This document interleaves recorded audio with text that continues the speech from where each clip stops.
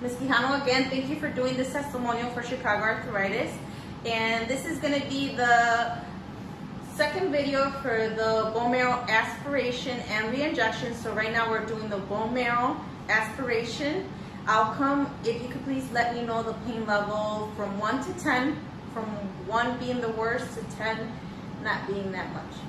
Well, as you can tell, I'm very happy right now. So that means that I don't have much pain. Yes. The level of pain is 3 to 4. It's very minimal and I feel great. Thank you so much for that. And guys, just wait for the second part for the bone marrow re-injection, and then we will let you know the status. Thank you. Thank you.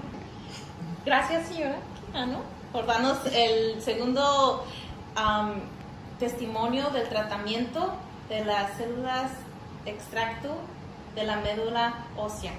¿Nos puedes decir el nivel de dolor del 1 al 10? ¿Cómo fue su experiencia? Bueno, fue hace unos minutos la experiencia y tengo una grande sonrisa, no fue tan doloroso.